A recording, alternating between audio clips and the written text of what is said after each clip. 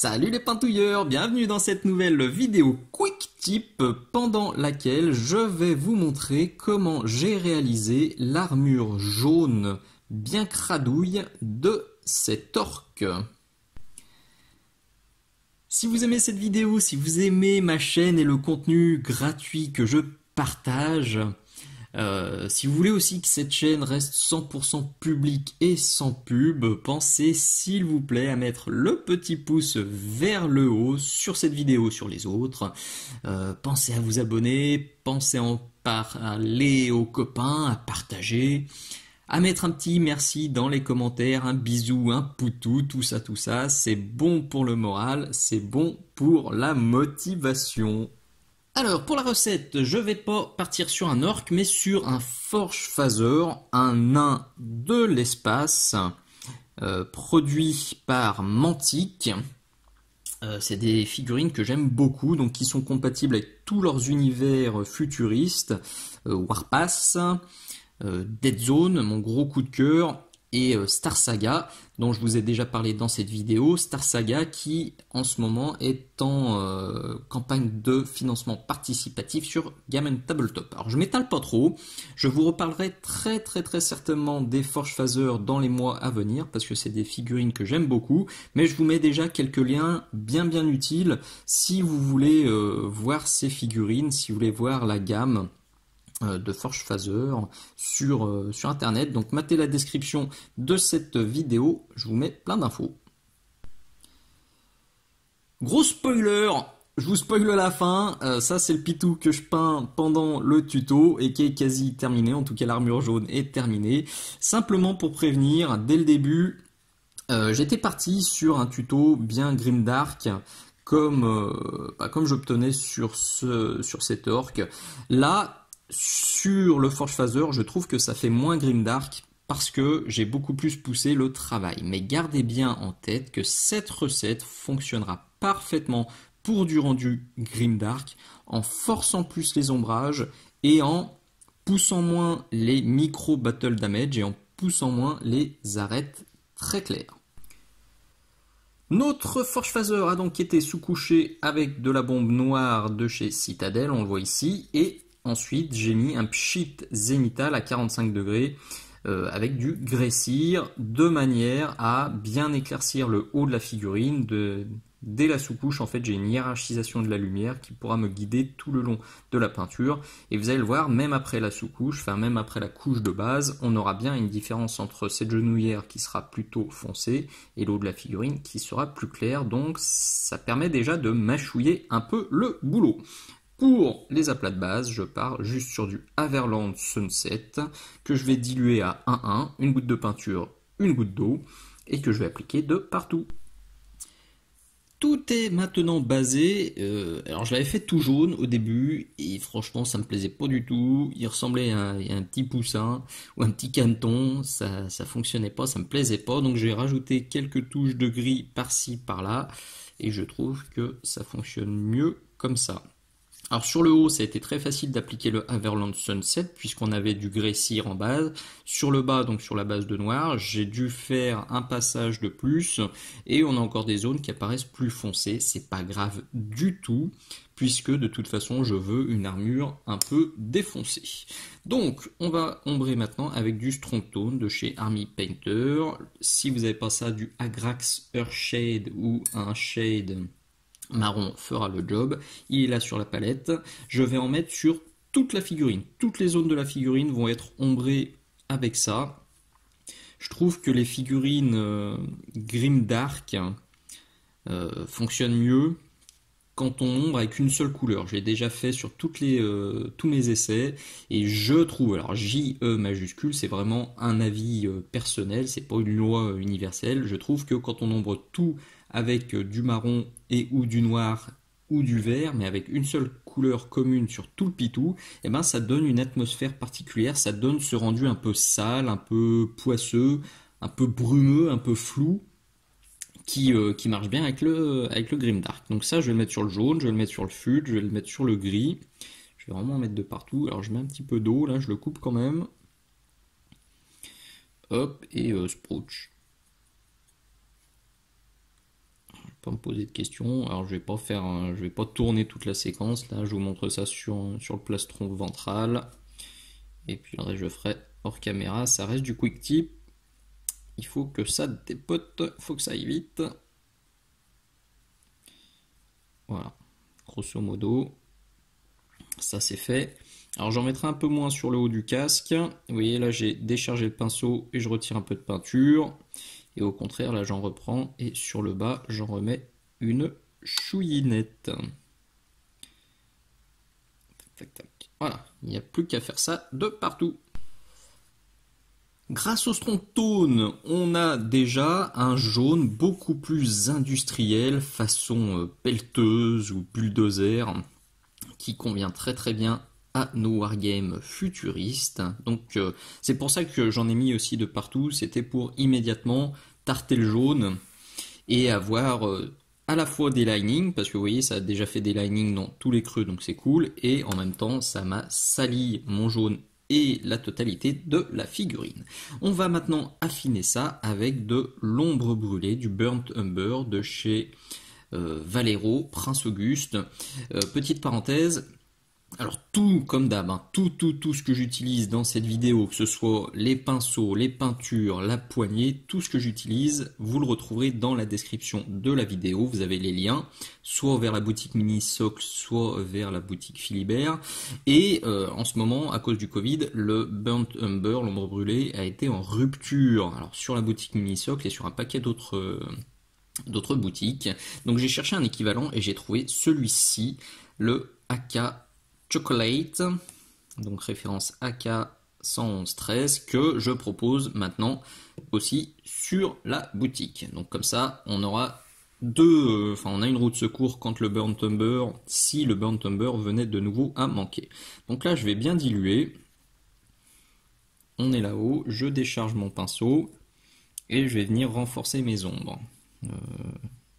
Je vais y aller copieux au début, hein. De toute façon, là, je suis pas là pour y aller sage. Je fais des tâches, je tapote. Le but du jeu, c'est que ce soit crade. Donc là, j'ai un pinceau, j'ai mon petit chouchou, hein, c'est un DaVinci Maestro, mais celui-ci, il a une pointe qui est éclatée. Il aura bientôt 2 ans, mais je le garde parce que pour faire les premiers ombrages, pour faire les jus, pour faire les trucs crades, et ben il marche encore très très bien.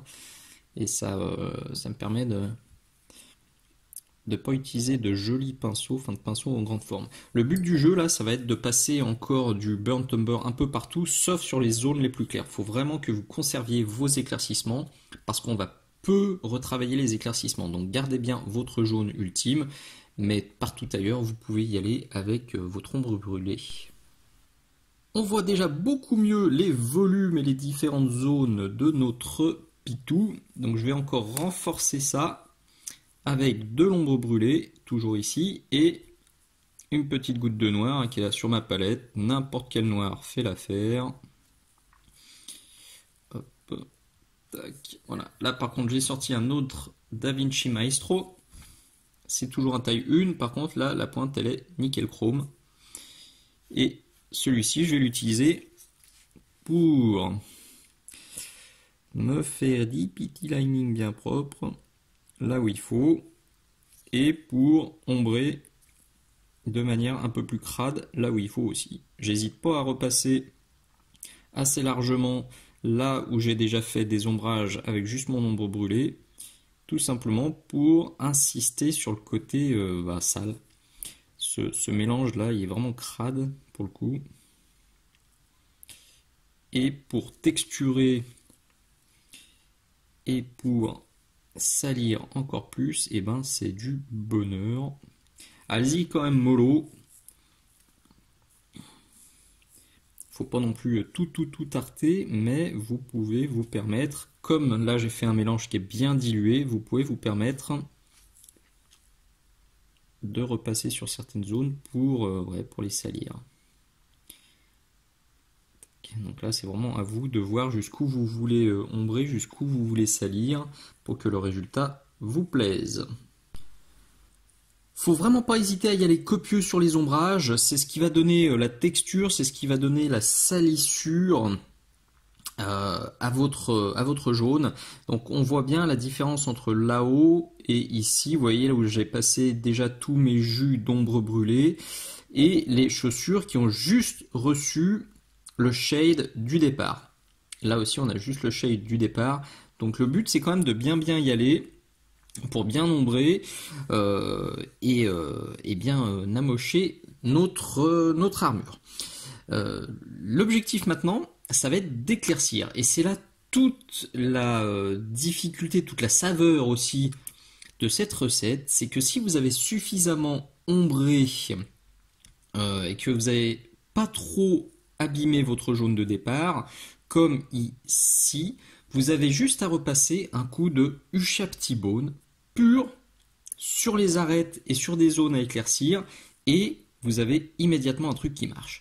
Le problème entre guillemets, la difficulté, on va dire, c'est que si, comme moi, sur le haut, vous n'avez pas assez ombré votre jaune avec vos jus d'ombre brûlée, et ben vous allez obtenir un jaune un peu pétant, limite métal non métallique, et c'est pas moche, mais c'est pas l'effet que je voulais.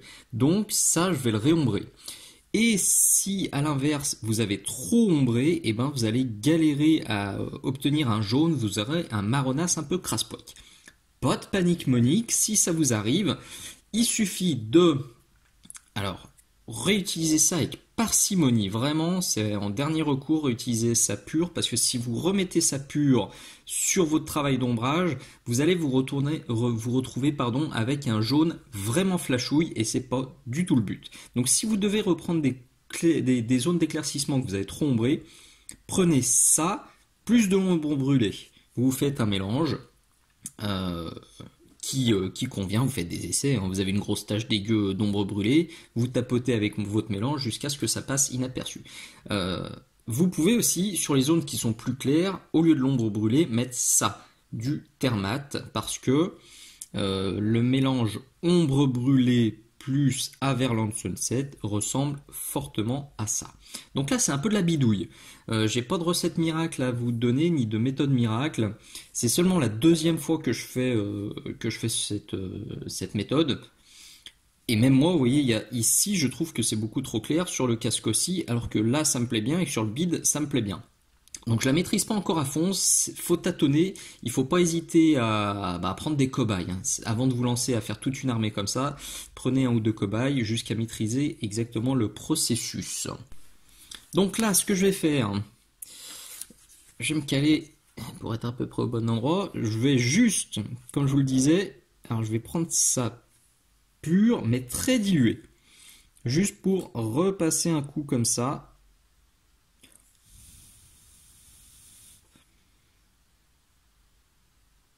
Parce que cette zone-là, c'est quand même la zone qui va être la plus claire. Pas plus, il n'y a pas besoin de plus. Et là, je prends mon Ushapti pur.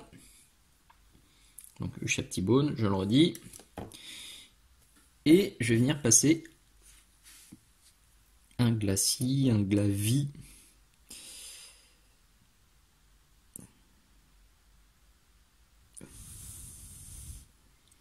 Comme ça. Et c'est en fait... c'est cette étape-là qui va donner votre jaune délavé. Plutôt que de faire un mélange Ushapti plus Averland, je vais mettre directement l'Ushapti, comme si le jaune qui était en dessous, il s'était barré. Il avait pris le soleil et il avait blanchi. Vous voyez, c'est exactement ce que ça donne.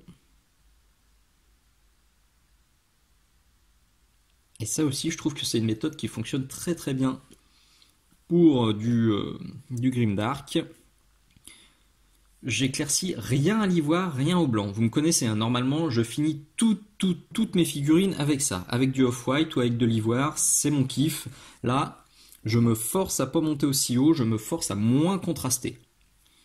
Pour qu'on ait l'impression que la figurine, elle évolue dans un monde avec un brouillard dégueulasse permanent. Elle n'est pas dans la prairie, sous un soleil de plomb, à ramasser des marguerites. Voilà. Si nécessaire, vous pouvez repasser un petit glacis très dilué de ça. Je me souviens que sur l'orque, il est où? Il est là. Par endroit où vraiment j'étais allé copieux, parce qu'au début j'ai tâtonné, donc j'ai mis des glacis un peu dégueulasses dans tous les sens, et à la fin j'avais plus du tout du jaune, j'avais repassé des glacis très très dilués par endroit de ça. En dernier recours, si vous aussi vous êtes tarté votre jaune, vous pouvez passer un ou deux glacis de ça, mais c'est vraiment en cas d'extrême foirage. Voilà, donc ça, je fais ça tranquillement ici. Je vais me forcer à le faire un peu de partout. Petite parenthèse aussi, je pense qu'il ne faut pas faire comme moi. Vous voyez, je suis quelqu'un d'assez impatient quand je peins.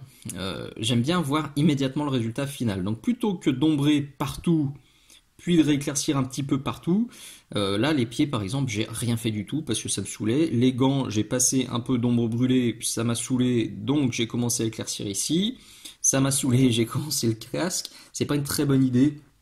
Euh, c'est ma façon de faire. On me demande souvent comment tu fais, est-ce que tu fais zone par zone. C'est vraiment au feeling. Là, j'avais envie de voir immédiatement ce que ça allait donner sur le casque et sur ce plastron bien travaillé. Donc c'est pour ça que j'ai fait ça.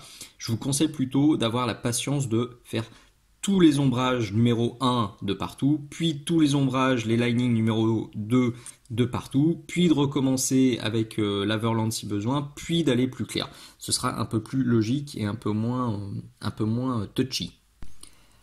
La toute dernière étape, c'est les nuances, et là c'est vraiment open bar. Amusez-vous, c'est le moment pour vous éclater, pour personnaliser votre pitou.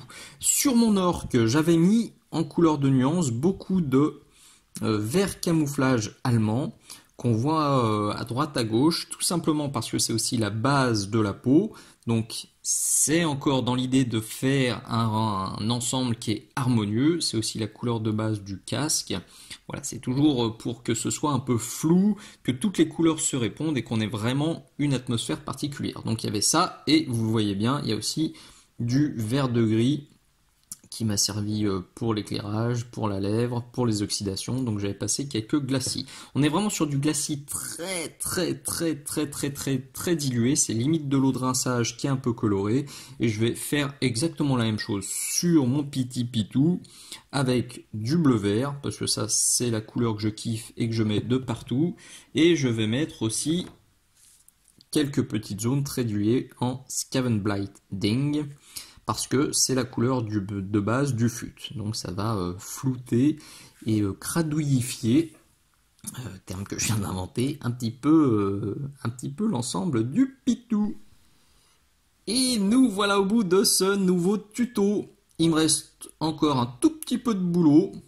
Je pense que quand cette vidéo sortira sur ma chaîne YouTube, il devrait être terminé. Donc n'hésitez pas à aller faire un tour sur ma page Facebook Minisocle et à la liker évidemment si ce n'est pas encore fait. Vous avez aussi le blog Minisocle avec une page Ma Galerie sur laquelle vous pouvez voir absolument toutes mes figurines. Donc celui-ci devrait y être, celui-ci y est déjà au jour où je tourne cette vidéo. J'espère que ce petit tuto vous plaira, qui vous sera bien utile. Si c'est le cas, je le redis, pensez s'il vous plaît à mettre le petit pouce vers le haut sur cette vidéo et sur les autres que vous avez bien aimé. Pensez à vous abonner à la chaîne, pensez à en causer aux copains, etc. etc.